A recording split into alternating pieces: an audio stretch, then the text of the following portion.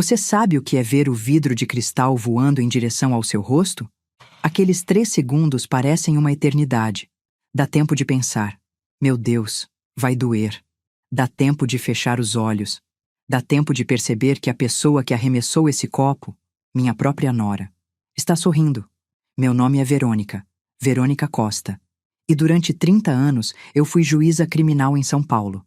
Passei 3 décadas ouvindo histórias de gente que achava estar acima da lei. Gente que subestimava as consequências. Gente que confundia bondade com fraqueza. Mas essa história não começa no tribunal.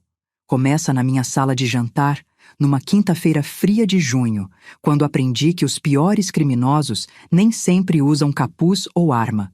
Às vezes, eles usam aliança de casamento e chamam você de sogra. Carolina. Ou Carly, como ela gostava de ser chamada quando estava sóbria o suficiente para lembrar que tinha um apelido. Minha nora. A mulher que meu filho, André, escolheu para dividir a vida. A mulher que dormia no quarto, ao lado do meu há 2 anos. A mulher que naquela noite me mostrou quem realmente era. Feche os olhos por um momento. Imagine que você dedicou sua vida inteira à justiça, que construiu uma reputação baseada em integridade, que sua casa, aquele espaço sagrado onde você deveria estar segura, se torna o palco de uma humilhação violenta, e que o criminoso é alguém da sua própria família. Agora abra os olhos, porque eu não fechei os meus, nem por um segundo. Enquanto o sangue escorria pela minha têmpora, manchando a toalha de linho bordada que pertencera à minha mãe, eu já estava pensando, não em dor, não em choque, mas em evidências, em testemunhas, em consequências jurídicas. Porque, veja bem, tem uma diferença entre ser vítima e se comportar como vítima. E quando você passa 3 décadas julgando o pior da humanidade, você aprende uma coisa fundamental: predadores só respeitam força. E a lei, quando bem aplicada, é a força mais implacável que existe. Aquele copo de cristal que bateu no meu rosto foi o maior erro que Carolina cometeu na vida dela. Porque ela não sabia, ainda não sabia, com quem estava mexendo. Você já descobriu que alguém que você acolheu na sua casa, alimentou na sua mesa, tratou como família, é na verdade um parasita esperando você morrer? Não? Então sente-se confortável. Porque o que eu vou contar agora vai fazer você olhar diferente para cada pessoa que dorme sob o seu teto. Esta é a história de como eu, uma juíza aposentada de 62 anos, usei cada grama do conhecimento que acumulei em 3 décadas de tribunal para desmascarar uma predadora. Uma história sobre justiça, sim, mas também sobre vingança. Porque às vezes, quando o sistema demora, você precisa ser o sistema. E se você acha que vai haver perdão no final, que vou terminar dizendo que o amor vence tudo ou alguma bobagem dessas? Bem, então você não entendeu nada sobre mim. Justiça não é sobre perdão, é sobre equilíbrio. E eu estava prestes a equilibrar a balança de uma forma que Carolina jamais imaginaria. Antes de chegarmos à noite do copo, deixa eu te contar quem eu era, quem eu fingia ser. Por fora, minha vida parecia o retrato perfeito da aposentadoria bem-sucedida. Uma casa grande em Higienópolis, 3 quartos, pé direito alto, aqueles detalhes de arquitetura antiga que Carolina chamava de Museu de Velha. A casa onde criei André sozinha depois que meu marido morreu num acidente de carro quando o menino tinha apenas 5 anos. Eu acordava às 6 da manhã todos os dias. Mesmo aposentada, mantinha a disciplina. Café preto, sem açúcar, jornal, depois jardinagem. Minhas orquídeas eram meu orgulho. À tarde, eu costumava ir ao clube, nadar meia hora, encontrar as amigas para chá, uma rotina burguesa, digna, previsível. Para quem olhava de fora, eu era a viúva respeitável, a ex-juíza que todos cumprimentavam na rua, a mãe dedicada que tinha um filho veterinário bem-sucedido, a sogra generosa que abriu sua casa para o jovem casal economizar para o futuro, mas tinha rachaduras nessa fachada. Pequenas, quase imperceptíveis. Do tipo que você ignora porque não quer admitir que seu mundo não é tão perfeito quanto parece. André tinha mudado. Meu filho, que sempre foi doce, atencioso, o tipo de menino que ligava todo domingo mesmo quando estava na faculdade. Esse André estava sumindo. No lugar dele havia um homem tenso, sempre cansado, que desviava o olhar quando eu fazia perguntas simples. Mãe, por favor, não começa, ele dizia quando eu comentava que Carolina havia bebido demais no almoço de domingo. Outra vez. Ela só está estressada com o trabalho. Trabalho. Essa palavra mágica que explicava tudo. Por que ela chegava às 3 da manhã? Por que xingava o garçom no restaurante? Por que havia garrafas vazias de vinho escondidas no armário da lavanderia? Sim, eu sabia, mas fingia que não. Eu me convenci de que era coisa de jovem casal, que eles precisavam de espaço, que eu, como sogra, devia me intrometer menos. Que meu instinto de juíza, aquele que farejava mentira a 1 quilômetro de distância, estava errado dessa vez. Que idiota eu fui. Carolina tinha 28 anos. Magra, loira descolorida, sempre com as unhas feitas, postiças, daquelas pontiagudas que ela adorava tamborilar na mesa quando estava impaciente. Trabalhava como executiva de vendas em uma empresa de tecnologia. Pelo menos era o que ela dizia. Ela me chamava de V, com um sorrisinho irônico. Nunca Verônica, nunca Dona Verônica, como eu achava que seria o mínimo de respeito. Só V, como se fôssemos amigas da mesma idade. V, você guarda esse vinho aí pra mim? É um Malbec caríssimo que eu comprei. V, posso convidar uns amigos para um churrasco aqui sábado? Ah, você pode ficar no quarto, a gente faz barulho. V, o André me disse que essa casa vai ser nossa quando você... Bem, quando não precisar mais dela, né? Essa última eu deveria ter registrado. Deveria ter percebido o peso, a intenção. Mas eu sorri, acenei. Fingi que era uma observação inocente sobre herança futura. Não era. André tentava manter a paz. Meu filho tinha uma compulsão por harmonia. Sempre teve.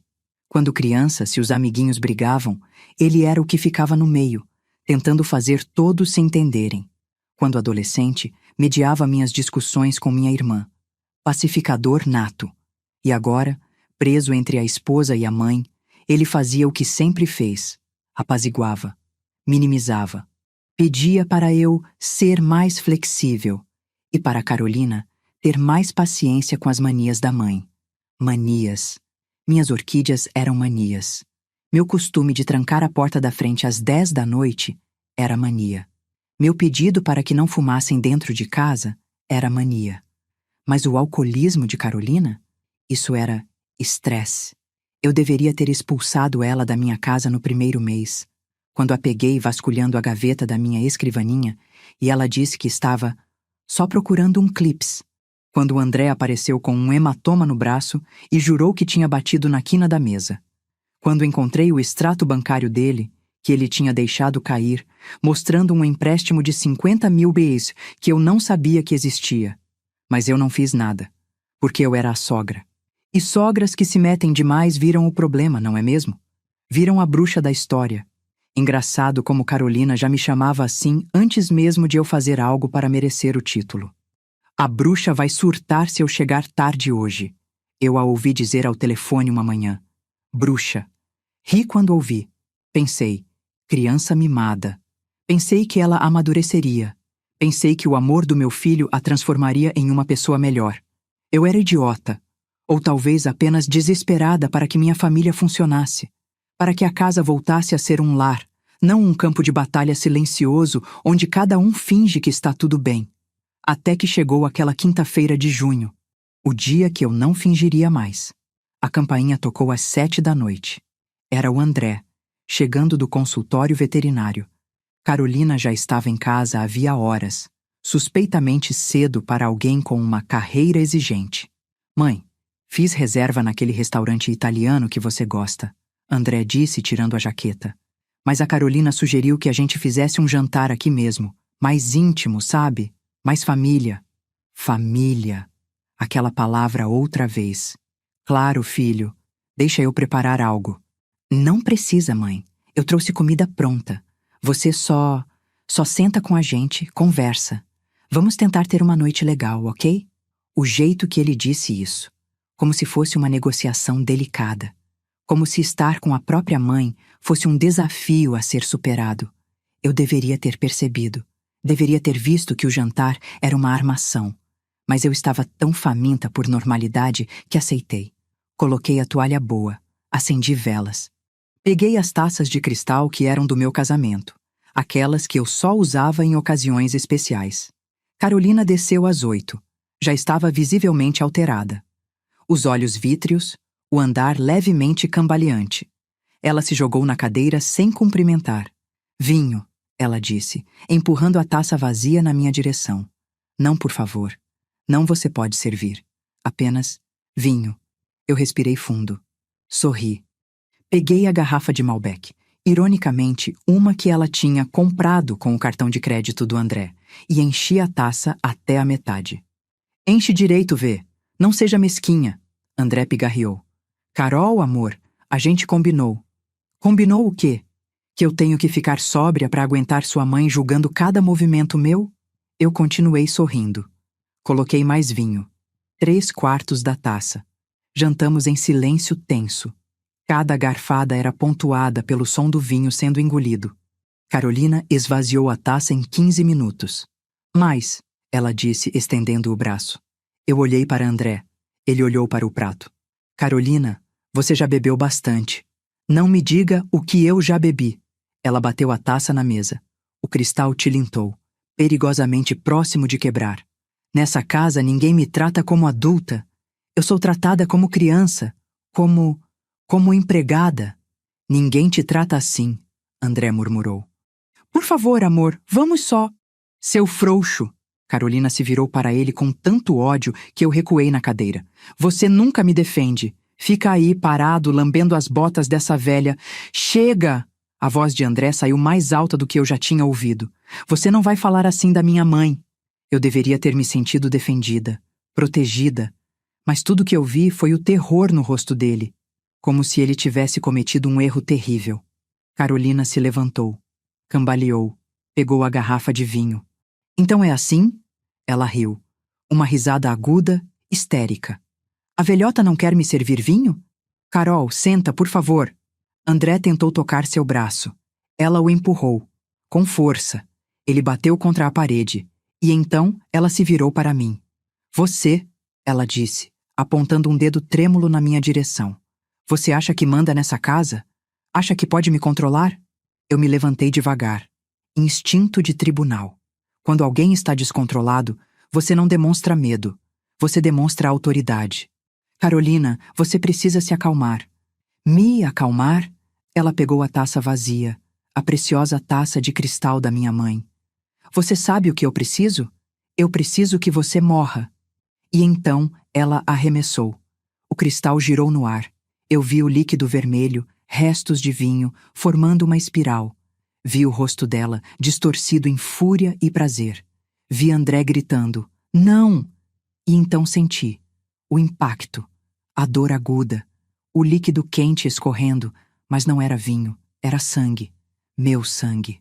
A taça bateu na minha têmpora direita e explodiu. Vidro por todo lado. Alguns cacos ficaram grudados no meu cabelo. Um deles, grande, estava no chão, manchado de vermelho. Eu toquei o rosto. Minha mão voltou ensanguentada. O silêncio foi ensurdecedor. Carolina estava parada, com o braço ainda estendido, a boca entreaberta. Não em horror, não em arrependimento, em surpresa. Como se não acreditasse que realmente tinha feito aquilo. André estava congelado, as mãos cobrindo a boca, os olhos arregalados. E eu? Eu não desmoronei. Não gritei. Não chorei. Eu pensei. Artigo 129, parágrafo 1º do Código Penal. Lesão corporal. Agravante. Uso de objeto contundente.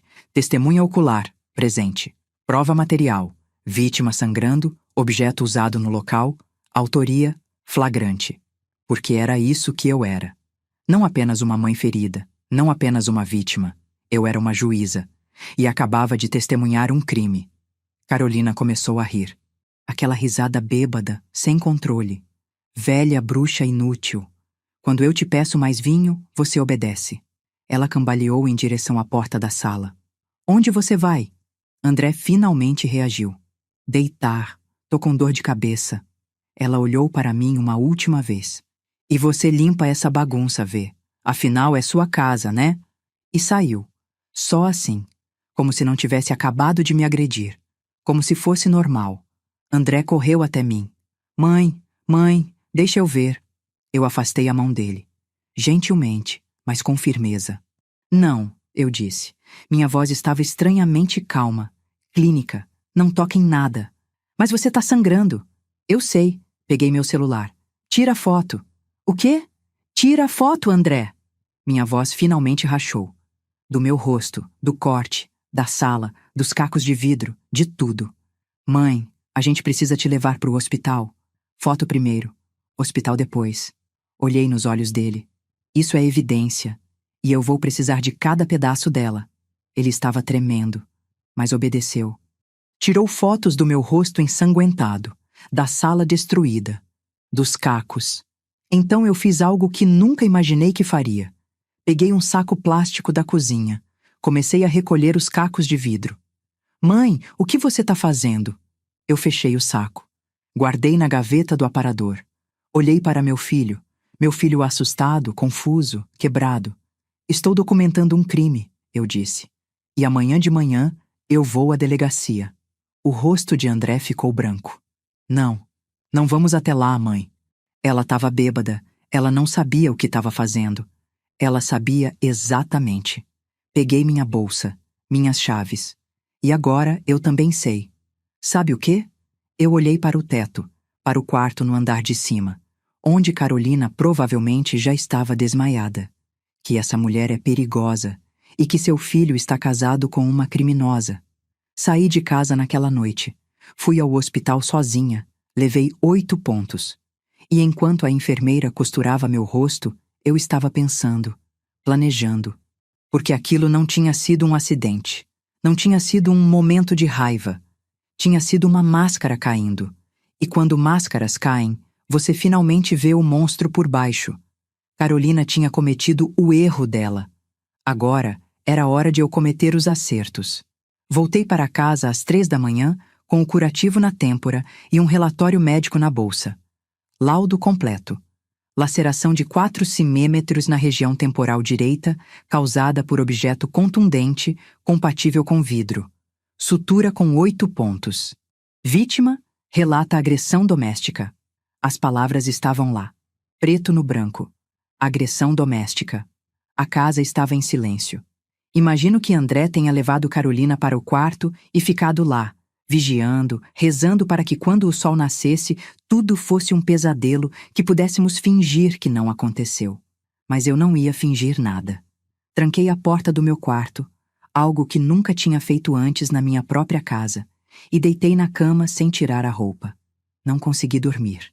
A cada vez que fechava os olhos, via a taça girando. Via o sorriso dela. Às 6 da manhã, levantei. Tomei banho. Me arrumei como se fosse a um compromisso importante. Porque era. Quando desci, André estava na cozinha, fazendo café. Ele não tinha dormido também. As olheiras denunciavam. Mãe! A voz dele saiu rouca.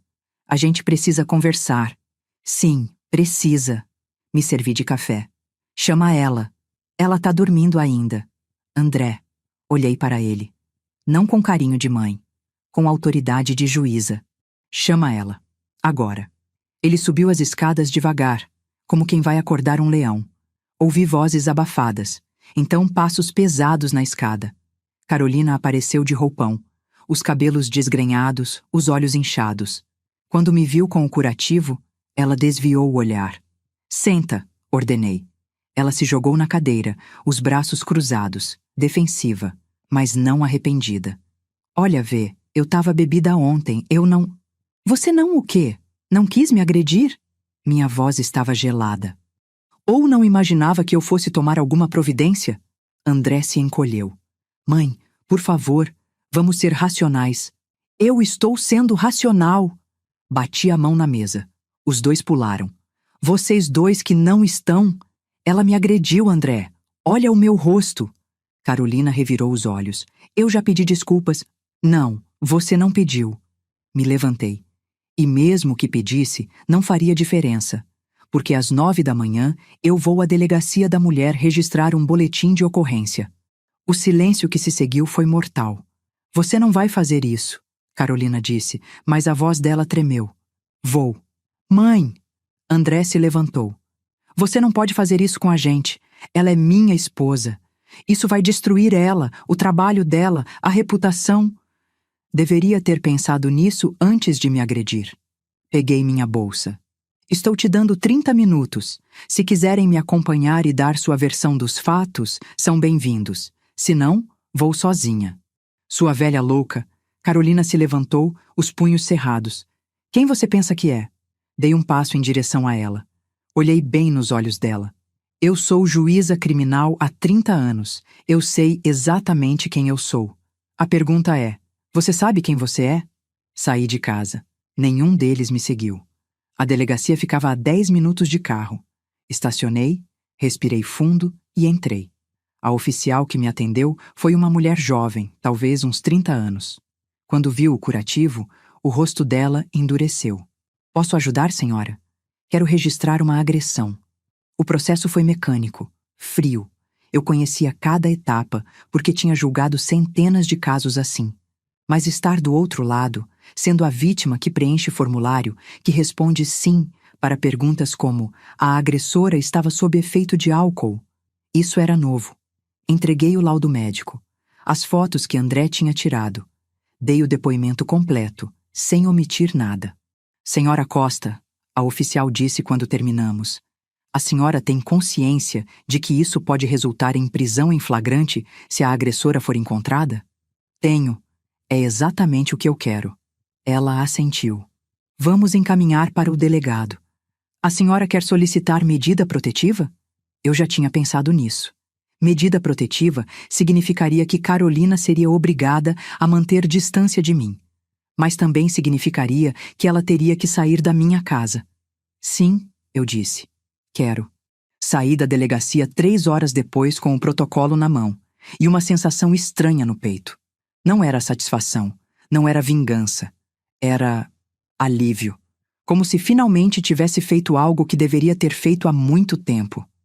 Quando cheguei em casa, a sala estava limpa. Alguém, provavelmente André, tinha varrido os cacos, passado pano no chão, guardado a toalha manchada de sangue. Como se apagar as evidências apagasse o crime. André estava sentado no sofá, a cabeça entre as mãos. Carolina não estava à vista. Fiz, eu disse. Ele levantou a cabeça. Os olhos estavam vermelhos. Eu sei, eles ligaram. Vão vir buscar ela. Onde ela está? No quarto. Trancada. Ela bebeu de novo, mãe. Uma garrafa inteira de vodka desde que você saiu. Claro. Enfrentar consequências não é o forte de pessoas como Carolina. Elas fogem. E o melhor refúgio? Uma garrafa.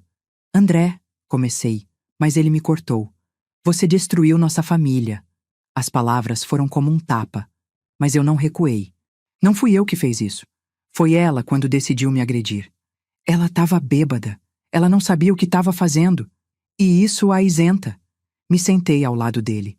Filho, quantas vezes ela já bebeu assim? Quantas vezes você já teve que mentir para mim, para os amigos, para a família dela sobre o estresse no trabalho? Ele não respondeu. Mas a resposta estava estampada no rosto dele. Você acha que isso é vida? Insisti. Viver com medo da próxima explosão dela? Mentir para manter as aparências? Eu amo ela. Eu sei.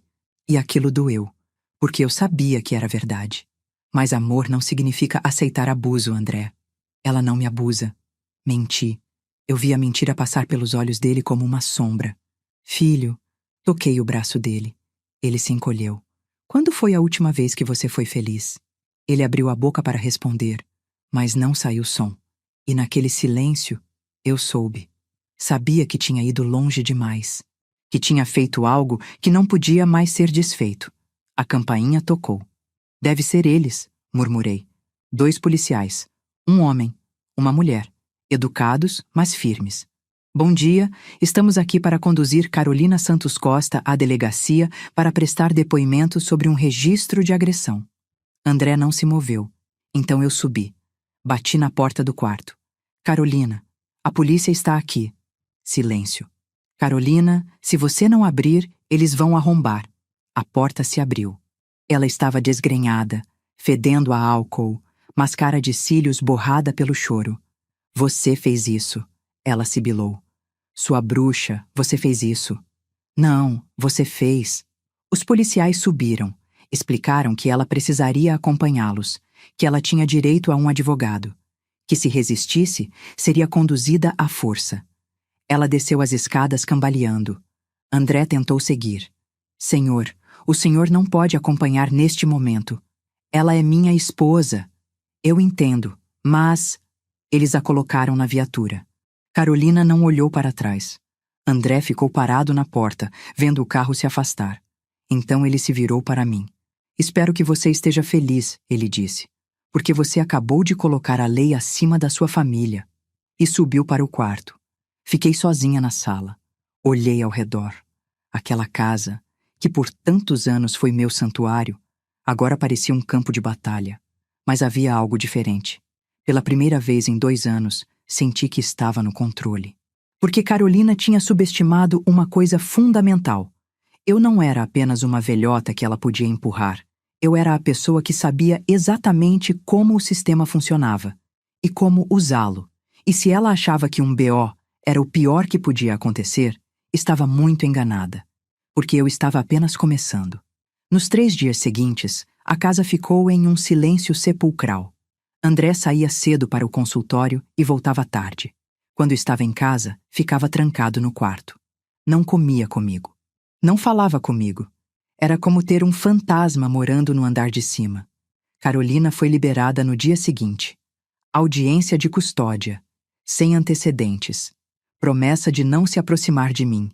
A típica primeira chance que o sistema dá para agressores. Mas ela não voltou para casa. André disse que ela estava na casa de uma amiga. Eu não perguntei mais nada, porque eu estava ocupada. Durante aqueles 3 dias de silêncio, fiz algo que deveria ter feito há muito tempo. Investiguei. Começou com uma coisa pequena, quase boba. Eu estava na lavanderia, separando roupas para lavar, quando encontrei o blazer social do André. Aquele que ele usava em reuniões importantes. Checando os bolsos antes de colocar na máquina, hábito de mãe, encontrei um envelope amassado. Extrato bancário. Pensei em não abrir. Não era minha conta. André era adulto. Tinha direito à privacidade. Mas alguma coisa me fez desdobrar aquele papel. E o que eu vi me gelou. Saldo: R$ 127. Isso estava errado. André era veterinário. Tinha uma clínica própria com mais 3 sócios. Ele ganhava bem. Nunca foi de ostentar, mas também nunca foi de passar aperto. Então, por que diabos a conta dele estava praticamente zerada? Olhei a movimentação. Transferências. Muitas transferências. Sempre para a mesma conta. Carolina S. Costa. 8 mil. 6.500 reais. 12 mil. 9 mil. Era quase todo o salário dele, mês após mês, indo direto para ela. O sangue começou a pulsar nas minhas têmporas. Aquela região onde ela tinha me acertado latejou. Peguei meu laptop. Fui até minha antiga agenda de contatos. Procurei um nome que não via há anos. Ricardo Mendes. Ex-investigador da Polícia Civil. Tinha trabalhado em diversos casos que julguei. Aposentou-se antes de mim e montou uma agência de investigações particulares. Liguei. Ele atendeu no 3º toque. Verônica Costa, quanto tempo? Ricardo, preciso de um favor, profissional. Marquei com ele no dia seguinte em uma cafeteria do centro. Levei o extrato. Contei tudo: a agressão, o comportamento errático, as transferências. Ricardo folheou os documentos com o rosto impassível. 30 anos de investigação te ensinam a não demonstrar surpresa. Você quer que eu descubra o que exatamente? Tudo. Onde ela trabalha. Se ela trabalha. Para que serve esse dinheiro? Com quem ela anda? O que ela faz quando diz que está na casa de uma amiga? Respirei fundo. Eu preciso saber quem é essa mulher. Ele assentiu devagar. Isso pode ficar caro. Não me importo. E pode revelar coisas que você não quer saber. Olhei para ele. Ricardo, eu fui juíza criminal. Eu já vi o pior da humanidade. O que pode ser pior do que saber que meu filho está casado com uma mulher que me agrediu? Ele sorriu de canto. Vou descobrir. Levou 5 dias. 5 dias durante os quais eu fingi normalidade. Cuidei das minhas orquídeas. Fui ao clube. Sorri para as vizinhas que perguntaram sobre o curativo. Uma queda boba, sabe como é. Preparei jantar que André não comeu. No 6º dia, Ricardo me ligou. Preciso te ver, pessoalmente. Encontramos no mesmo lugar, mas dessa vez ele trouxe uma pasta grossa. Colocou sobre a mesa. Verônica, eu investigo centenas de casos, mas esse... Ele balançou a cabeça. Esse é dos piores. Abri a pasta. A primeira folha era uma cópia do RG de Carolina. Depois, um histórico profissional. Empresa XYZ Tech. Demitida em março por justa causa. Motivo: falsificação de relatórios de vendas. Março. Isso fazia 4 meses. Ela tinha sido demitida 4 meses atrás e nunca contou para André. Fingia que saía para trabalhar todo dia. Ela não tem emprego, Ricardo disse. Há 4 meses. Virei a página. Análise de crédito. Meu Deus! 380 mil IRLs em dívidas. Cartões de crédito todos no limite. Empréstimos pessoais de bancos e agiotas. Financiamentos, parcelamentos. Como? Muitos estão em nome dela, mas alguns, Ricardo apontou, estão em nome do seu filho. Minha visão escureceu. André não sabe? Aparentemente não. Ela usou procuração. Falsificou a assinatura dele em alguns contratos. É fraude, Verônica. Fraude. Meu filho estava sendo roubado pela própria esposa. Tem mais. Ricardo virou outra página. Extrato da previdência privada do André. Aquela que ele tinha desde os 25 anos. Que ele alimentava religiosamente todo mês para garantir uma aposentadoria tranquila. Saldo: 4.820. Isso está errado, murmurei. Ele tinha mais de 400 mil ali. Tinha, ela sacou. Aos poucos, começou há 1 ano. Eu queria vomitar. E para onde foi esse dinheiro? Jogos online, cassinos, apostas. Ricardo me olhou com pena. Verônica, ela tem um problema sério. Vício em jogo. Claro. Por isso, o dinheiro dele sumia. Por isso, ela bebia para esquecer. Por isso, as dívidas astronômicas. André sabe? Não sei. Mas se ele permite que ela administre as finanças do casal... Ricardo fez uma pausa. Ele pode estar completamente no escuro. Folheei o resto da pasta. Fotos. Carolina entrando em cassinos clandestinos. Carolina conversando com agiotas conhecidos. Carolina esperando alguém na porta de um hotel suspeito. Ela está tendo um caso? Perguntei, a voz tão fria quanto gelo. Não tenho certeza, mas ela se encontra com esse homem regularmente. Ele apontou para uma foto borrada. Estou investigando. Preciso de provas concretas, Ricardo. De tudo. Vai ter, mas Verônica... Ele tocou minha mão. Você precisa contar para o seu filho, antes que seja tarde demais. Antes que seja tarde demais. Saí daquela cafeteria com a pasta debaixo do braço e o coração despedaçado. Meu filho, meu André, o menino que criara sozinha, que trabalhava duro, que era honesto e bom, estava sendo sistematicamente destruído por uma parasita. E o pior, ele nem sabia. Quando cheguei em casa, André estava na sala. Surpresa. Era meio da tarde. Ele deveria estar no consultório. Mãe, a voz dele estava tremendo. Preciso conversar com você. Me sentei, a pasta ainda na mão. A Carol, ela está grávida. O mundo parou. O quê? 2 meses. Ela descobriu ontem. Fez o exame. Não. Não, não, não, não. André, e eu sei o que você vai dizer. Que ela não é boa para mim. Que ela tem problemas. Mas mãe... Os olhos dele encheram de lágrimas. É meu filho, meu primeiro filho, e eu não posso abandonar ela. Não agora. Eu olhei para a pasta. Para todas as evidências. Para a prova de que Carolina não era apenas problemática. Ela era uma criminosa. E agora, ela estava prendendo meu filho a ela da forma mais eficiente possível. Com uma vida. Eu não dormi naquela noite.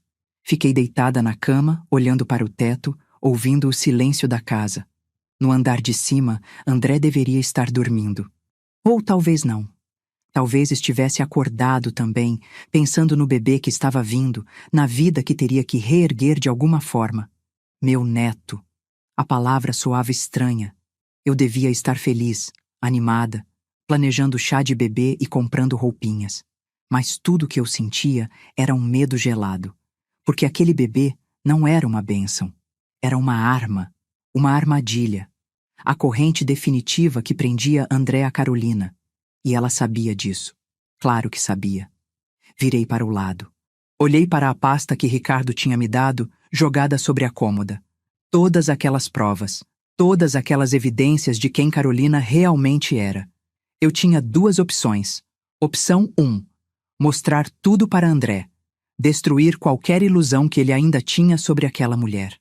Fazer ele ver que estava casado com uma criminosa que o estava roubando e manipulando. Mas se eu fizesse isso agora, com ela grávida, ele me odiaria. Pensaria que eu estava inventando coisas para separá-los. Que eu era a sogra malvada que não aceitava a gravidez. Opção 2. Esperar. Documentar mais. Construir um caso tão sólido que quando eu finalmente revelasse, não haveria como negar. Mas esperar significava deixar aquela mulher continuar destruindo meu filho. Deixá-la sugar mais dinheiro. Acumular mais dívidas, aprofundar o buraco. Sentei na cama. Acendi a luminária. Não. Havia uma terceira opção. Uma opção que a juíza Verônica Costa jamais recomendaria. Mas que a mãe Verônica Costa estava considerando seriamente. Eu podia agir. Não através dos tribunais. Não através de advogados e juízes e sentenças que demoravam anos. Mas através de algo muito mais eficiente. Manipulação. Carolina achava que era esperta, que tinha todo mundo comendo na palma da mão, que podia beber, agredir, roubar, mentir e sempre teria o André para limpar a bagunça. Mas ela nunca tinha lidado com alguém como eu. Alguém que passou 30 anos observando criminosos, estudando padrões, identificando fraquezas, prevendo movimentos. Levantei, peguei a pasta, abri meu notebook e comecei a planejar. Primeiro, estabilizar André. Ele não podia surtar agora, não podia tomar decisões drásticas. Eu precisava dele calmo, funcionando, mantendo as aparências. Para isso, eu teria que engolir meu orgulho e fazer algo que me repugnava. Fingir que aceitava Carolina. Segundo, monitorar Carolina. Cada movimento, cada transação, cada mentira. Ricardo continuaria investigando. Mas eu também precisava estar atenta. Anotar tudo. Datas, horários, inconsistências. Terceiro, identificar sua maior vulnerabilidade. Todo criminoso tem uma. O ponto fraco que, quando pressionado, faz toda a estrutura desmoronar. E eu tinha uma suspeita de qual era o dela. Dinheiro. Ou melhor, a falta dele. Se ela estava desesperada o suficiente para falsificar documentos, roubar a previdência do marido e se afundar com agiotas, era porque tinha uma dívida que não conseguia pagar. E pessoas desesperadas cometem erros. Abri uma planilha. Comecei a organizar as informações da pasta. Cada dívida, cada credor, cada prazo de vencimento. 380 mil reais. Era muita coisa. Mesmo roubando André seco, ela não conseguiria pagar em anos, a não ser que tivesse outra fonte de renda. Ou outra vítima. Lembrei das fotos. Carolina encontrando um homem. O rosto dela nunca estava visível direito, mas a linguagem corporal dizia tudo. Familiar, íntima. Quem era ele? Mais um coitado sendo drenado? Ou um cúmplice? Anotei. Investigar a identidade do homem das fotos. Prioridade. Continuei escrevendo, planejando. As horas passaram. Quando levantei para pegar água, o céu já estava clareando. Voltei para a cama, mas não consegui dormir, porque algo havia mudado em mim. Durante 30 anos, eu julguei criminosos. Apliquei a lei. Fui imparcial, justa, fria. Mas agora, pela primeira vez, eu estava do outro lado.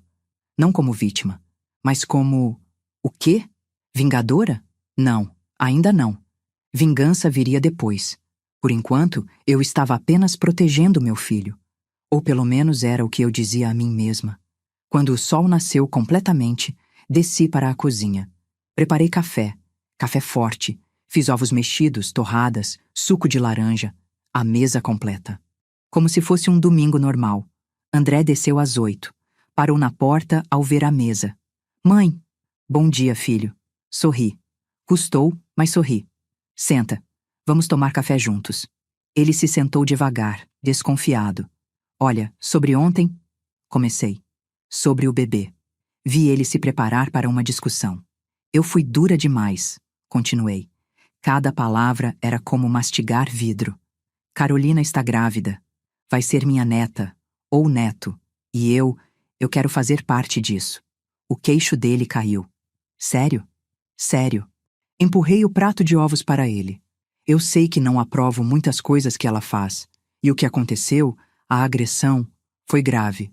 Mas se vocês vão ser pais, então precisamos encontrar um jeito de conviver. Pela criança. Eu podia ver o conflito no rosto dele. A desconfiança brigando com a esperança. Ela não vai voltar a morar aqui, ele disse testando. Eu sei. E tudo bem. Vocês precisam do espaço de vocês. E a queixa? Ah, a queixa. Está feita. Não posso retirar agora. Bebi meu café. Mas vou ser razoável no processo. Vou deixar claro que ela estava alterada, que foi um momento isolado, que estou disposta a não pressionar por pena máxima. Era mentira. Eu não ia facilitar nada. Mas ele não precisava saber disso. André pareceu relaxar um pouco. Obrigado, mãe. Eu não achei que você fosse... Ser compreensiva? Sorri de novo. Aquele sorriso que usei centenas de vezes no tribunal quando estava prestes a derrubar o argumento de um advogado. Filho, eu sou sua mãe antes de ser juíza. E mães perdoam.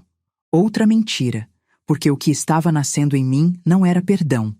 Era um plano meticuloso de expor exatamente quem Carolina era, de coletar cada evidência, de esperar o momento certo, e então, quando ela estivesse completamente confiante, completamente segura de que tinha me dominado, destruir ela, não com violência, não com gritos ou vinganças impulsivas, mas com a lei, com provas, com o sistema que eu conhecia tão bem. Seria lento, calculado, cirúrgico, e quando terminasse, Carolina não saberia o que a atingiu. Mas primeiro eu precisava ganhar tempo, precisava que ela baixasse a guarda, que pensasse que eu era apenas uma velha derrotada que tinha aceitado seu lugar. Avisa para ela, disse ao André enquanto ele terminava o café, que eu quero conversar. Aqui, hoje à tarde. Só nós duas, sem briga. Só. Uma conversa de mulher para mulher. André me olhou como se eu tivesse enlouquecido. Mãe, você tem certeza? Absoluta. Ele pegou o celular, mandou mensagem. A resposta veio rápida. 4 horas. Perfeito. Passei as horas seguintes me preparando, mentalmente. Escolhi roupas neutras, nada muito formal que parecesse intimidador. Preparei chá e biscoitos. Às 4 em ponto, a campainha tocou. Abri a porta. Carolina estava diferente, mais sóbria, maquiada, tentando parecer respeitável. A mão protetora sobre a barriga ainda completamente plana.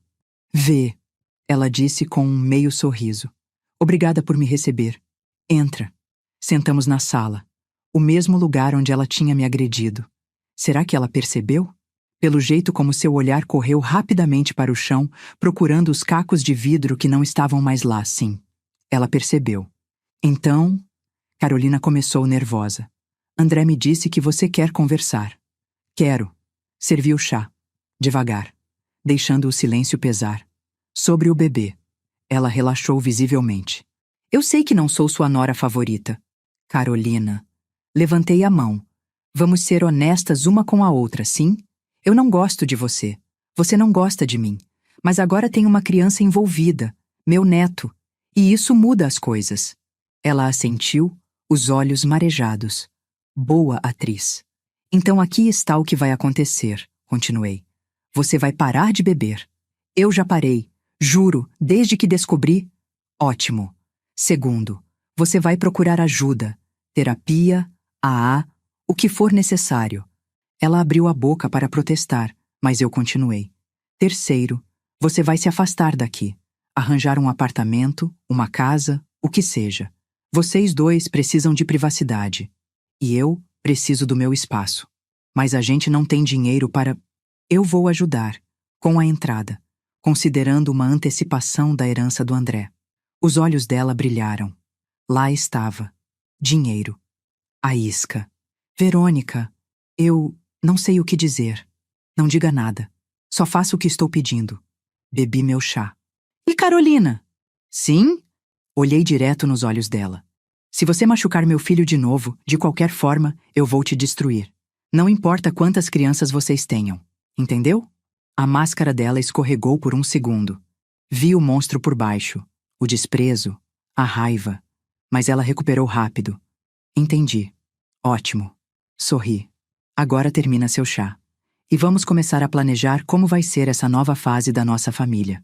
Passamos a hora seguinte conversando sobre apartamentos, enxoval, médicos. Tudo muito civilizado, muito cordial.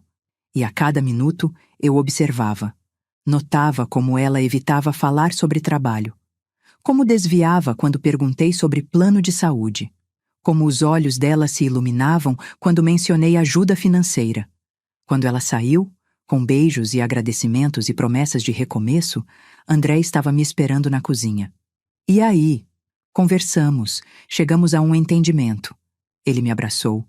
Obrigado, mãe. Eu sabia que você ia entender. Retribuí o abraço. Mas por dentro, estava pensando em outra coisa. Carolina tinha acabado de mostrar sua mão. Ela precisava desesperadamente de dinheiro. E estava disposta a fazer qualquer coisa para conseguir. Até fingir que me respeitava. Mas eu tinha uma vantagem. Ela achava que eu era tola. Que eu tinha engolido a história da redenção, da gravidez milagrosa, da nova chance.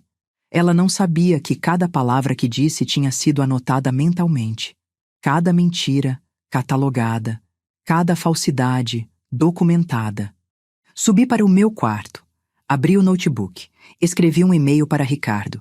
Preciso de mais informações. Fotos, gravações, o que for necessário. Prazo, 2 semanas.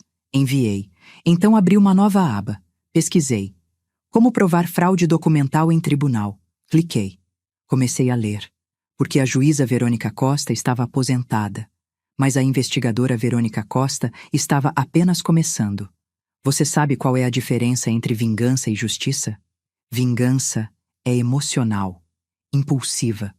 Você age com raiva e acaba cometendo erros. Justiça é fria, metódica.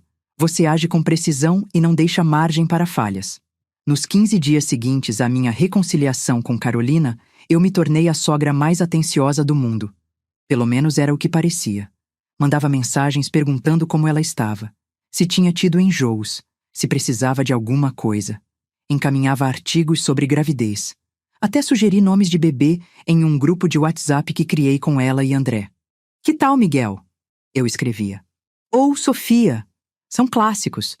Carolina respondia com emojis de coração. Por trás desses corações, eu sabia exatamente o que ela pensava. Velha idiota. Finalmente aceitou o lugar dela. Mas enquanto eu digitava mensagens fofas sobre enxoval, Ricardo estava fazendo seu trabalho. E que trabalho! Nos encontramos novamente na mesma cafeteria. Dessa vez, a pasta estava ainda mais grossa. Você não vai acreditar, Ricardo disse, colocando o material sobre a mesa. Essa mulher é uma obra de arte, no pior sentido possível. Primeira revelação: a gravidez. Ela está grávida mesmo? Perguntei. Está. 8 semanas, segundo o laboratório. Ricardo abriu uma cópia do exame. Mas tem um detalhe interessante. Ela fez esse exame 3 vezes, em 3 laboratórios diferentes. Por quê? Os 2 primeiros deram negativo. Meu sangue gelou. Ela comprou com resultado positivo? Não exatamente. O terceiro é legítimo.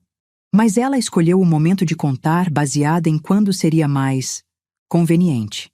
Claro, ela esperou até a agressão virar escândalo, até André estar mais vulnerável, até precisar de algo para me chantagear emocionalmente. Tem mais, Ricardo continuou. O homem das fotos.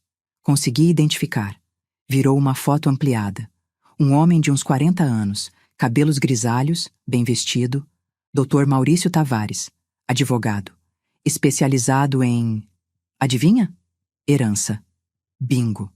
Senti algo se revirar no meu estômago. Eles estão planejando alguma coisa. Com certeza. Consegui gravar uma conversa. Ricardo empurrou um pendrive na minha direção. Você vai querer ouvir isso sentada. Quando cheguei em casa, tranquei a porta do meu quarto. Coloquei fones de ouvido, conectei o pendrive. A gravação era de uma cafeteria, barulho de fundo, conversas paralelas, mas as vozes eram inconfundíveis. Carolina. Mas ela é teimosa. Não vai morrer tão cedo. Maurício. Por isso o plano B, a interdição. Interdição. Meu coração começou a bater mais rápido. Carolina. Você acha que funciona? Ela é lúcida, Maurício. Foi juíza. Maurício. Exatamente. É idosa. 70 anos. Carolina. 62. Maurício. Tanto faz. Com a idade dela, um histórico de comportamento errático é suficiente. Ela te agrediu com um copo. Carolina. Eu que agredi ela. Maurício. Não é o que vai estar no laudo médico que eu vou providenciar. Vamos inverter a narrativa. Ela te atacou, grávida, em surto. Depois registrou uma queixa falsa por vingança. André vai testemunhar que ela anda paranoica, acusando você de coisas absurdas. Um silêncio. Carolina. E se ele não testemunhar? Maurício. Você é a esposa. E está grávida. Ele vai testemunhar o que você mandar. Risada. Aquela risada aguda de Carolina que eu conhecia tão bem. Carolina. E depois? Maurício. Depois, com ela interditada, você e André assumem a curadoria. Controlam o patrimônio, a casa, as economias, tudo. Carolina. Quanto tempo até ela morrer num asilo? Maurício.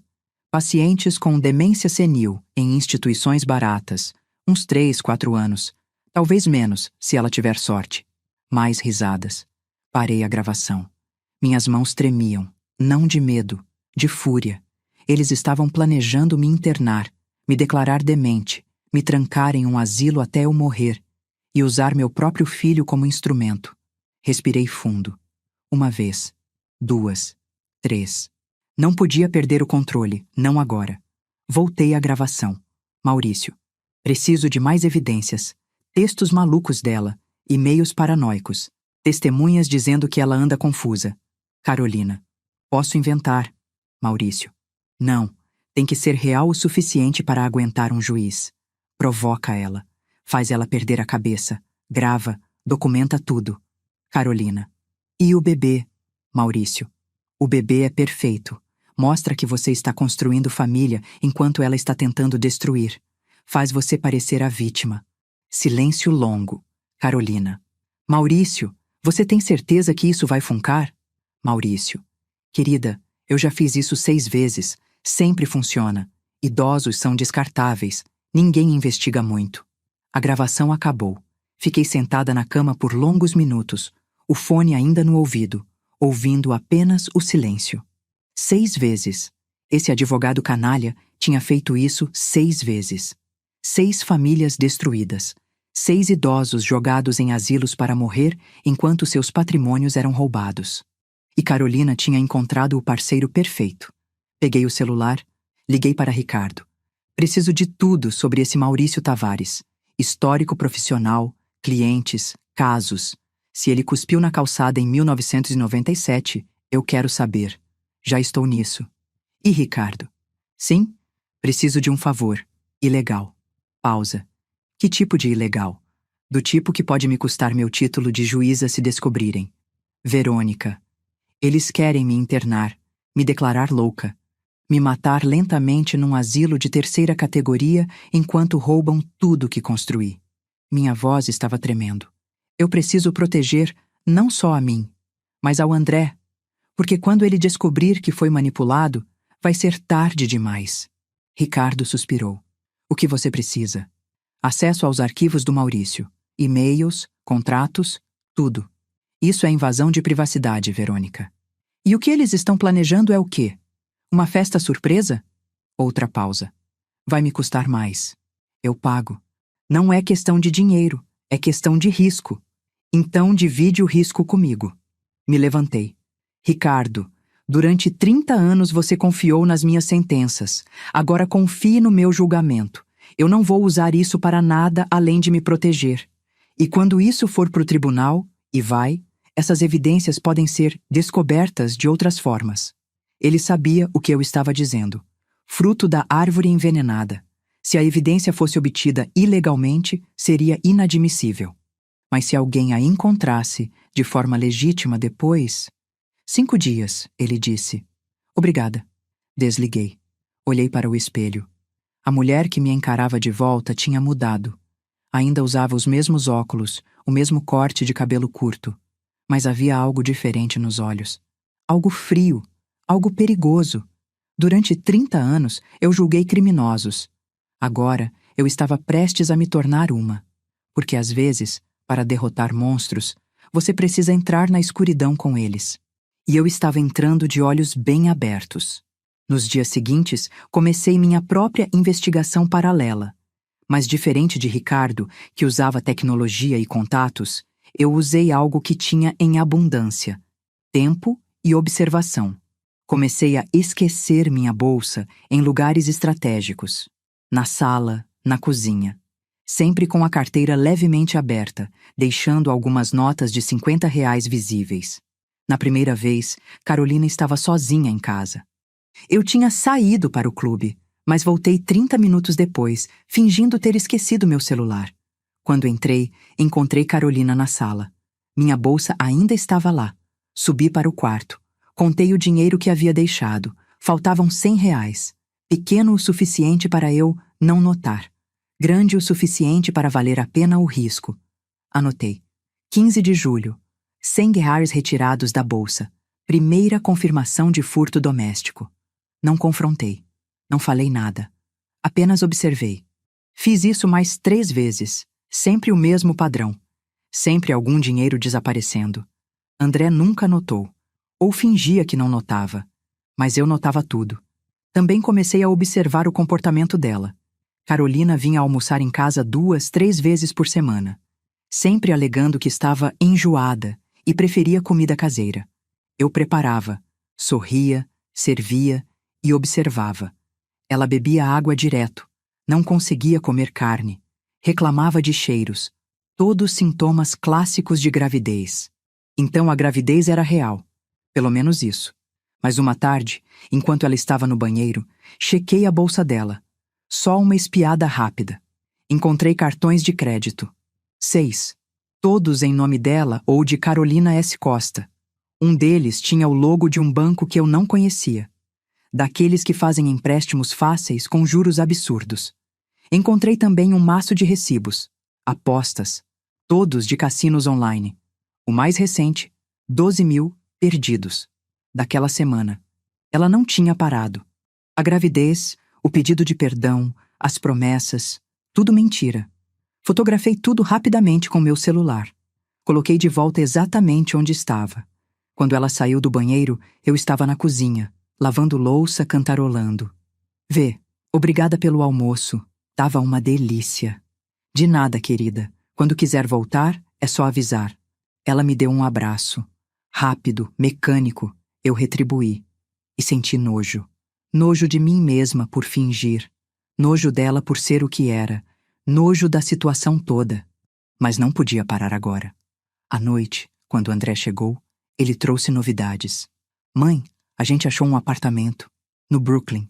2 quartos perto do metrô. Perfeito pro bebê. Que bom, filho. Quando vocês vão ver? Já fomos. Hoje de manhã. A imobiliária pediu 3 meses de caução. Primeiro aluguel, mais a taxa. Dá uns 18.000 barris. Vi ele engolir em seco. A Carol disse que você ofereceu ajudar. Lá estava, a jogada de Carolina. Claro que ela tinha lembrado André da minha oferta. Ofereci, sim. Peguei meu talão de cheques, sentei à mesa. Senta aqui comigo. André se sentou, desconfortável. Filho, eu vou te dar esse dinheiro, mas quero que você assine algo. Assinar o quê? Peguei um documento que tinha preparado com meu advogado. Simples, direto. Um recibo reconhecendo que esse valor é um empréstimo sem juros, a ser descontado da sua herança quando eu falecer. Vi a decepção no rosto dele, mas ele assinou. Mãe, você não confia em mim? Confio em você. É na sua esposa que eu não confio. Mãe, André. Olhei firme. Quantas vezes nos últimos meses você pagou contas dela? Silêncio. Quantas vezes ela pediu dinheiro emprestado que nunca devolveu? Mais silêncio. Eu não quero brigar, só quero proteger você. E esse documento me garante que, se algum dia você precisar desse dinheiro de volta, vai poder provar que eu emprestei. Entende? Ele assentiu, mas o rosto estava fechado. Entendo. Passei o cheque. 18.000 reais. Dinheiro que eu sabia que jamais veria de volta. Mas não era sobre o dinheiro. Era sobre ter mais um documento, mais uma prova, mais uma peça no tabuleiro. Porque cada cheque que eu passava, cada transação que eu fazia, estava sendo meticulosamente documentada. Um dia, quando isso fosse para o tribunal, eu poderia demonstrar padrão de comportamento. Mostrar que Carolina sistematicamente extraía dinheiro de todos ao redor, que manipulava, que usava. E o juiz, que não seria eu, mas que pensaria como eu, veria claramente. André saiu. Mandou mensagem para Carolina. Provavelmente ela estava comemorando, pensando em como tinha me enganado mais uma vez. Mas eu tinha algo que ela não tinha. Paciência. Ricardo ligou no dia seguinte. Consegui. Os arquivos? Sim. E Verônica? É pior do que imaginávamos. Marquei para vê-lo imediatamente. Quando cheguei na cafeteria, ele estava pálido. Maurício Tavares não é só um advogado corrupto. Ele é parte de um esquema maior. Trabalha com médicos que fornecem laudos falsos, com funcionários de cartórios que alteram documentos, com enfermeiros de asilos que aceleram processos. Matam os pacientes. Deixam morrer. Negligência intencional, medicação errada, quedas acidentais. Meu Deus. E a polícia não investiga? Já investigou 3 vezes. Nunca conseguiram provas suficientes. As famílias são sempre cúmplices ou omissas. E os idosos, bem, morrem. Ele empurrou um HD externo. Aqui tem tudo. E-mails, contratos, áudios de Maurício instruindo clientes sobre como forjar evidências de demência, pagamentos de propina, tudo. Peguei o HD, pequeno, leve. Mas continha veneno suficiente para destruir dezenas de vidas. Verônica, essa evidência é inadmissível. Você sabe disso. Eu sei. Então por quê? Porque eu preciso saber com o que estou lidando, e porque, quando chegar a hora, vou encontrar uma forma de tornar isso admissível. Como? Sorri. Você deixa isso comigo. Paguei Ricardo generosamente. Ele merecia. Estava arriscando a licença dele por mim. Quando cheguei em casa, fui direto para o computador. Passei as próximas 6 horas lendo, cada e-mail, cada contrato, cada conversa, e encontrei o padrão. Maurício sempre usava o mesmo médico psiquiatra, Dr. Henrique Lopes. Sempre o mesmo cartório. Ser o ofício de notas. Sempre o mesmo asilo, lar dos IPs. Era uma máquina. Uma linha de produção de idosos descartados. E Carolina seria a próxima cliente. Eu seria o próximo produto, a não ser que eu quebrasse a máquina primeiro. 2 semanas depois, André e Carolina se mudaram para o apartamento novo. Ajudei com a mudança. Carreguei caixas, organizei a cozinha. Fui a sogra perfeita. Carolina estava radiante. Vê, muito obrigada mesmo, por tudo. Imagina, querida, é o mínimo que posso fazer pela minha neta, ou neto. Ela tocou a barriga.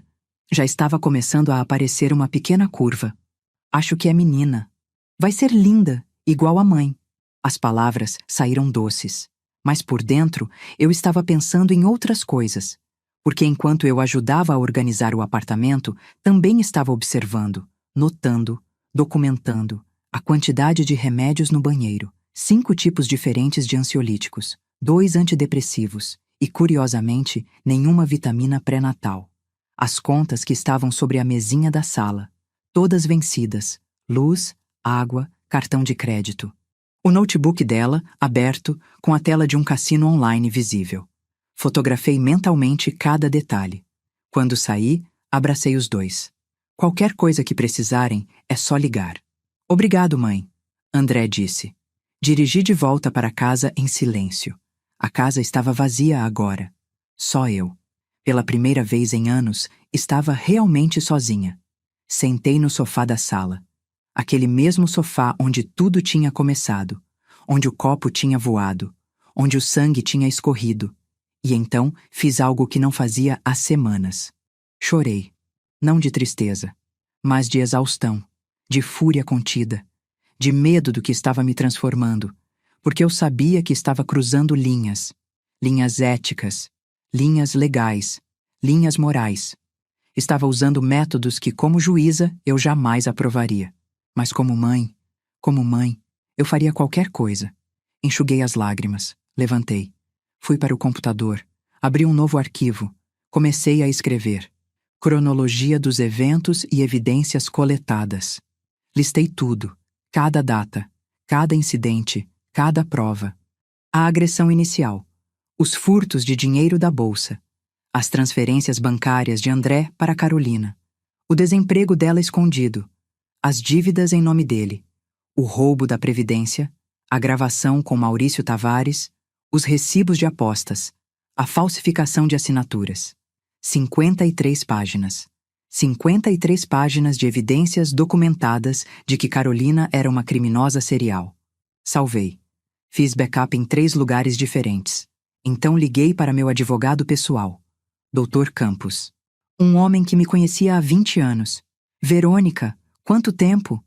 Campos, preciso de você. Marquei para o dia seguinte. Levei tudo, cada documento, cada foto, cada gravação. Ele passou 3 horas analisando. Quando terminou, tirou os óculos e esfregou os olhos. Verônica, isso é explosivo. Eu sei. E você obteve isso como? Investigação particular. Algumas dessas evidências não vão ser admitidas. Eu sei, mas algumas vão. E com as que forem, posso construir um caso? Ele pensou por longos minutos. Pode. Fraude, falsificação de documentos, furto, possível conspiração para cometer interdição fraudulenta. Fez uma pausa. Verônica, se você levar isso adiante, vai destruir essa mulher. É exatamente o que eu quero. E seu filho? Essa pergunta me pegou. André está sendo vítima. Ele não sabe de nada disso. Quando souber, vai te odiar por ter escondido. Talvez, mas pelo menos vai estar vivo. E livre. Campos suspirou. Quando você quer começar? Ainda não. Preciso de mais uma peça. Que peça? Olhei pela janela. Lá fora, São Paulo seguia seu ritmo frenético. Milhões de pessoas vivendo suas vidas, completamente alheias ao pequeno drama que se desenrolava na minha sala de estar. Preciso que ela cometa o erro definitivo, o erro que não tem volta. E como vai fazer isso? Sorri. Um sorriso frio. Vou fazer o que faço de melhor. Vou provocá-la. Esperei mais 2 semanas. Tempo suficiente para Carolina se sentir segura, para ela pensar que tinha vencido, que a velha tinha finalmente se curvado. Então comecei a fase final. Mandei mensagem para ela. Carolina, preciso conversar. É sobre a herança. A resposta veio quase imediata. Quando? Amanhã. Aqui em casa, 2 da tarde. Ok. Sabia que ela não resistiria. Dinheiro era o ponto fraco dela. Mencionar herança era como jogar carne para um predador faminto. Passei a noite preparando a casa. Arrumei a sala. Preparei café e biscoito. E mais importante, preparei 3 câmeras escondidas. Uma na estante, uma no relógio de parede, uma no vaso de planta, ângulos diferentes, cobrindo toda a sala. Depois, liguei para Ricardo. Amanhã às 2, quero que você esteja na van, do lado de fora, monitorando as câmeras ao vivo. Verônica, o que você vai fazer? Vou dar a ela o palco que ela sempre quis e corda suficiente para se enforcar. No dia seguinte, às 2 em ponto, Carolina tocou a campainha. Eu abri com um sorriso. Carolina, entre. Ela entrou, curiosa, desconfiada. Onde está o André? No trabalho. Eu queria conversar só com você, mulher para mulher. Sentamos. Servi café. Então, Carolina começou impaciente, sobre a herança. Sim, estava pensando, quando eu morrer, tudo isso aqui vai para o André. A casa, as economias, os investimentos. Deve dar uns 3 milhões, mais ou menos. Vi os olhos dela brilharem. Muito generoso, vê. Mas estou preocupada, continuei. André não é bom com dinheiro. Nunca foi. Sempre confiou demais nas pessoas. Ele confia em mim, ela disse defensiva. Exatamente. Olhei direto para ela. E eu fico pensando, o que você vai fazer com todo esse dinheiro quando eu não estiver mais aqui? Ela desviou o olhar. Vamos cuidar bem, investir no bebê. Será? Me inclinei para a frente. Porque veja bem, Carolina, eu fiz uma pesquisa sobre você. O rosto dela empalideceu. Pesquisa? Sim, sobre suas dívidas, seu desemprego, suas atividades. Ela se levantou. Você não tem direito de investigar minha vida. Tenho todo o direito quando meu filho está em perigo.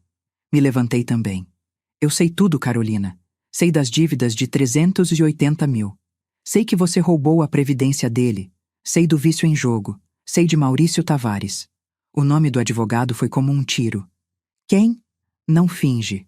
Maurício Tavares, o advogado que está te ajudando a planejar minha interdição. Ela recuou, batendo na mesinha. Derrubou a xícara de café, que se espatifou no chão. Você está louca. Louca? Ou só bem informada? Peguei meu celular. Tenho as gravações, Carolina. Você e ele planejando me declarar demente, me internar, me matar em um asilo. Isso é mentira. É? Apertei play. A voz dela encheu a sala.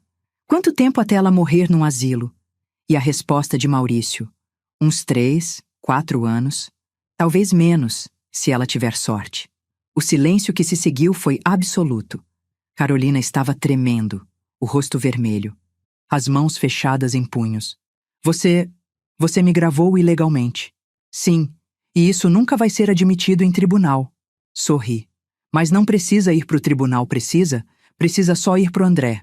Você não vai fazer isso. Não vou? Ela avançou em mim, empurrou meu ombro, com força. Sua velha bruxa, você quer me destruir? Recuei, mas não retribuí. Só observei. Você acha que pode me ameaçar? Ela estava gritando agora. Eu vou te destruir primeiro. Vou contar pro André que você está louca, que está tendo surtos, que... Parou. Percebeu tarde demais. Eu estava sorrindo. Continue, incentivei. Continue falando. Ela olhou ao redor, procurando, tentando encontrar. Onde? As câmeras? Apontei. Ali, ali e ali.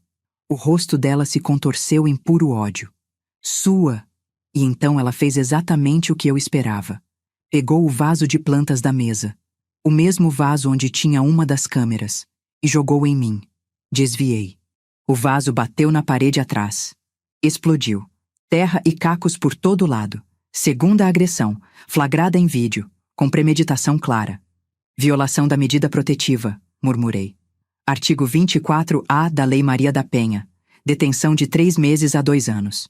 Carolina percebeu. Finalmente percebeu. Você me armou uma cilada. Armei.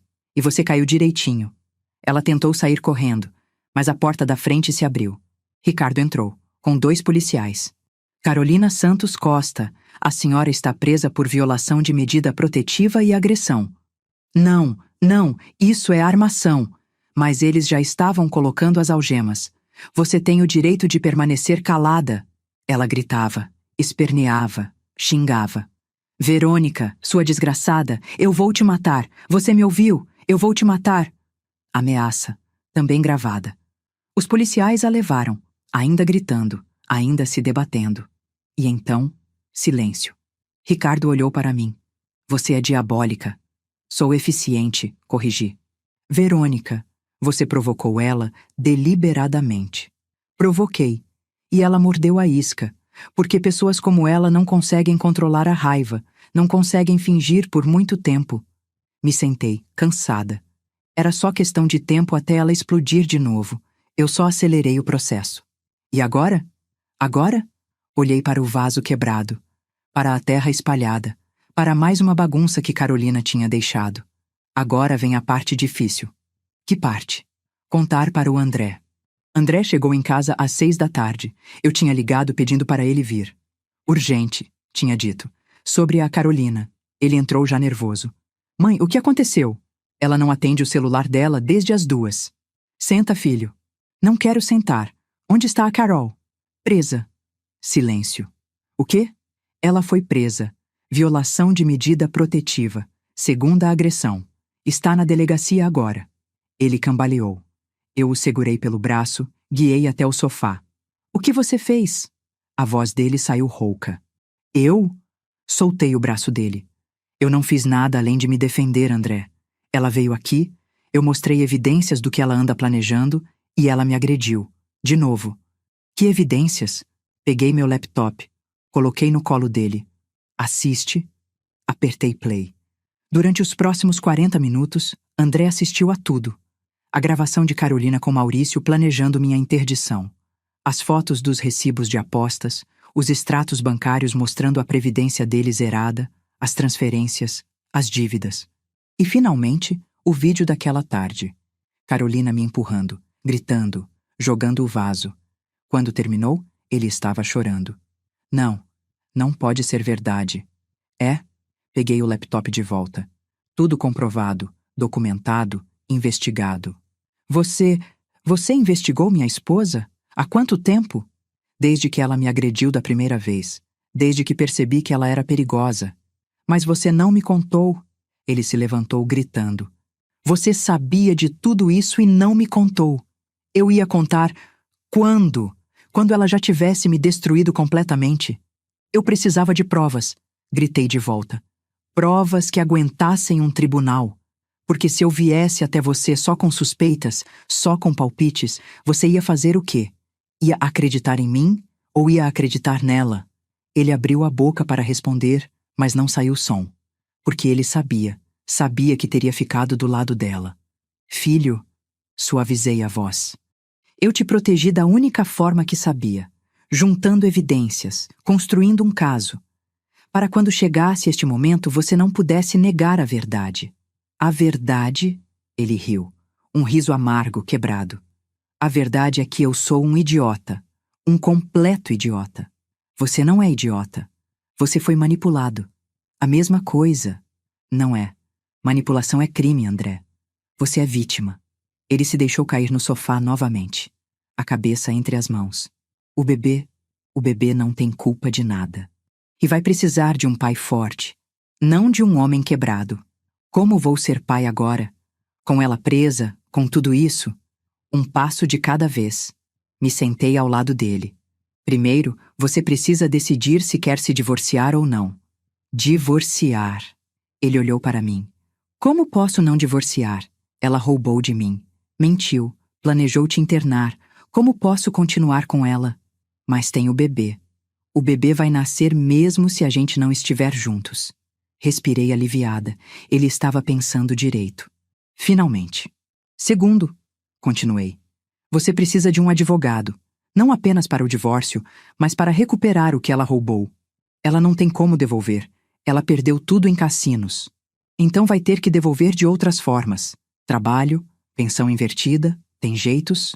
Ele assentiu, ainda em choque. E terceiro, finalizei. Você precisa fazer exames de saúde, psicológicos, porque viveu em situação de abuso por anos, filho. E isso deixa marcas. Abuso?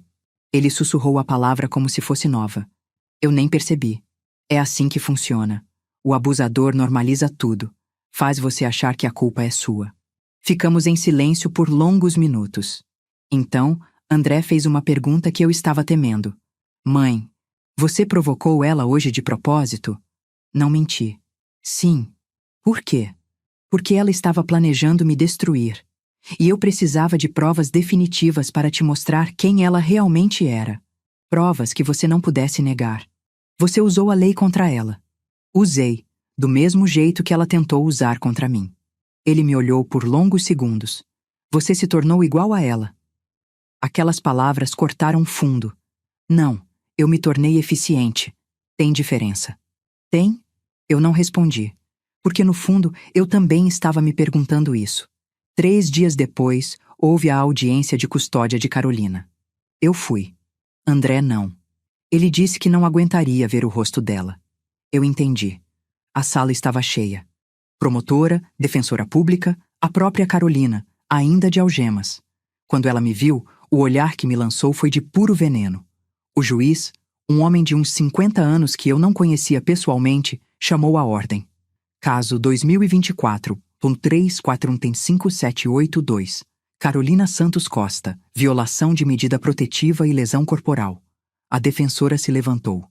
Excelência, minha cliente estava emocionalmente abalada. Está grávida de 3 meses. A vítima a provocou deliberadamente, mostrando gravações obtidas ilegalmente. As gravações são irrelevantes para este caso, o juiz cortou. O que importa é que havia uma medida protetiva vigente. A ré se aproximou da vítima. Houve agressão física, documentada em vídeo, com áudio de ameaças explícitas. Mas, excelência, custódia preventiva mantida. Ré permanecerá presa até o julgamento. Carolina explodiu. Não, eu estou grávida. Vocês não podem me prender. A senhora será alocada em ala especial para gestantes, o juiz respondeu, impassível. Próximo caso. Levaram ela, gritando, chorando. Eu saí daquela sala e fui direto ao banheiro. Tranquei a porta, encostei na pia, e então vomitei. Não de nojo, mas de algo que eu não conseguia nomear. Culpa, satisfação, alívio, talvez tudo ao mesmo tempo. Lavei o rosto, olhei no espelho. A mulher que me encarava tinha vencido. Tinha usado o sistema perfeitamente. Tinha protegido seu filho. Mas tinha feito isso cruzando linhas que jamais deveria ter cruzado. Saí do fórum. Ricardo estava me esperando no carro. E aí? Presa até o julgamento. Ele assentiu. Verônica, tem outra coisa que você precisa saber. O quê? Maurício Tavares. Depois que soube que Carolina foi presa, ele fugiu. Deixou o escritório. Sumiu. Merda! Mas antes de sumir, ele fez algo interessante. Ligou para André. Meu sangue gelou. Falou o quê? Que você orquestrou tudo. Que montou Carolina numa cilada. Que obteve evidências ilegalmente. Que manipulou a situação para parecer a vítima. Filho da puta. André acreditou? Não sei. Ele desligou na cara dele. Mas... Ricardo me olhou. O advogado plantou a semente da dúvida. Dirigi para casa em silêncio. Quando cheguei, André estava lá, esperando na sala. Precisamos conversar. Concordo. Sentei na poltrona. Ele ficou de pé. Maurício Tavares me ligou. Eu sei. Ele disse que você manipulou tudo, que provocou a Carol, que obteve provas ilegalmente. É verdade. Ele piscou surpreso com minha franqueza. Você admite? Admito. Provoquei ela sabendo que ela ia explodir.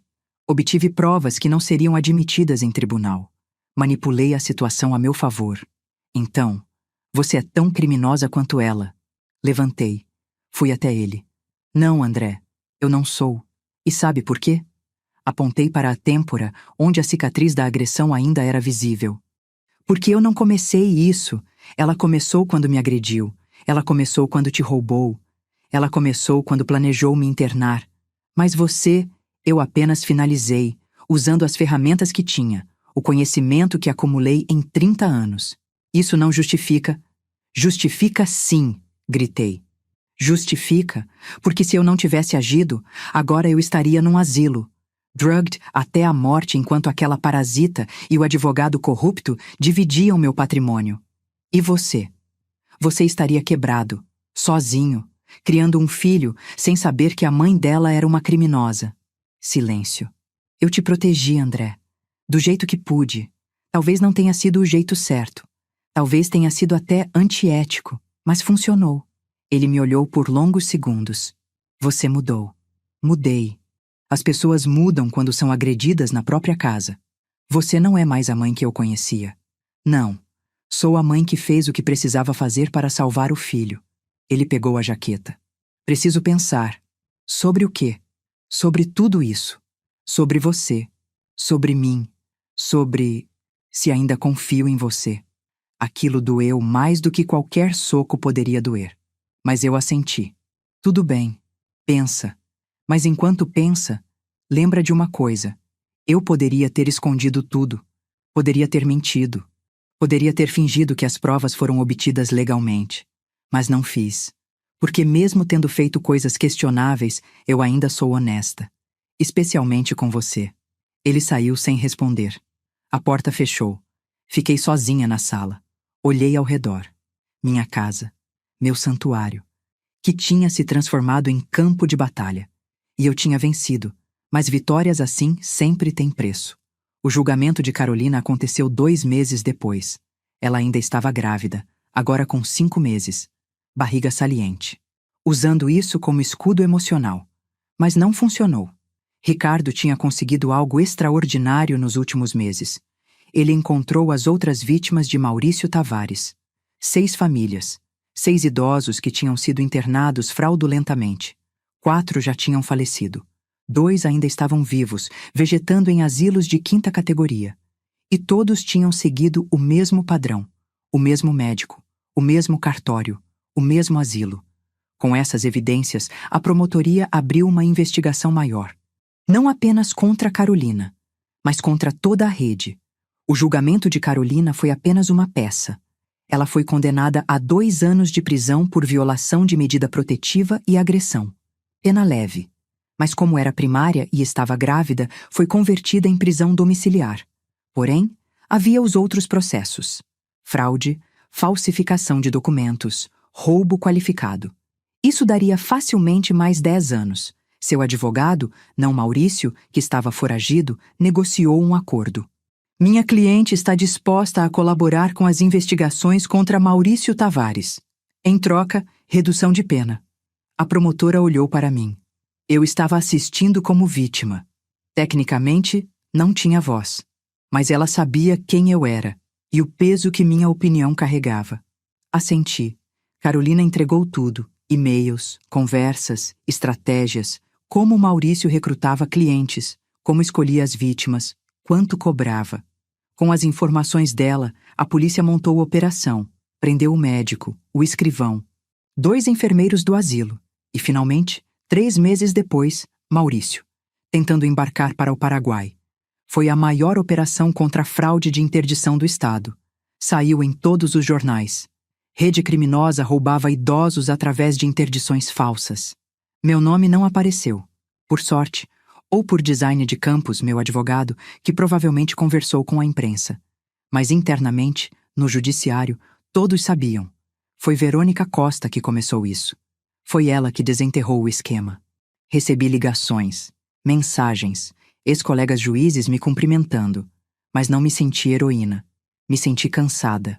Quanto a Carolina, o acordo final foi 2 anos de prisão domiciliar. Depois, 3 anos de liberdade condicional. Divórcio incontestável de André, renunciando a qualquer direito sobre bens dele ou meus. Proibição de se aproximar de mim por 10 anos. E a criança? Nasceu em março. Uma menina, chamada Sofia. André obteve guarda compartilhada. Mas como Carolina estava em prisão domiciliar e depois seria monitorada, a bebê ficava mais tempo com ele. Comigo. No começo, eu não sabia como ia reagir. Aquela criança era filha de Carolina. Carregava o sangue de uma mulher que tinha tentado me destruir. Mas quando André trouxe a pequena Sofia para casa, quando colocou aquele serzinho minúsculo nos meus braços, ela não tinha culpa de nada. Era apenas uma bebê. Oi, Sofia, murmurei, tocando o rostinho dela. Sua avó aqui fez algumas loucuras para você poder ter uma vida segura. André estava ao meu lado, observando. Mãe? Sim? Obrigado. Olhei para ele. Nos últimos meses, tínhamos reconstruído nosso relacionamento. Lentamente. Através de terapia. Ele começou a fazer. E de conversas honestas. Ele admitiu que tinha sido vítima, que tinha normalizado o abuso, que tinha falhado em me proteger quando deveria. Eu admiti que tinha ido longe demais, que tinha usado métodos questionáveis, que tinha me tornado algo que não orgulhava completamente. Mas ambos concordamos em uma coisa. Fizemos o que achamos necessário no momento. De nada, filho. Olhei para a bebê dormindo tranquila. Carolina cumpriria sua pena. Talvez se recuperasse. Talvez não. Isso não era mais meu problema. Maurício e sua rede estavam presos. Idosos futuros estavam protegidos. O sistema tinha sido exposto e, quem sabe, aprimorado. E eu estava em casa, com meu filho, com minha neta, viva, livre, intacta. Mas não ilesa, porque você não passa por algo assim sem mudar.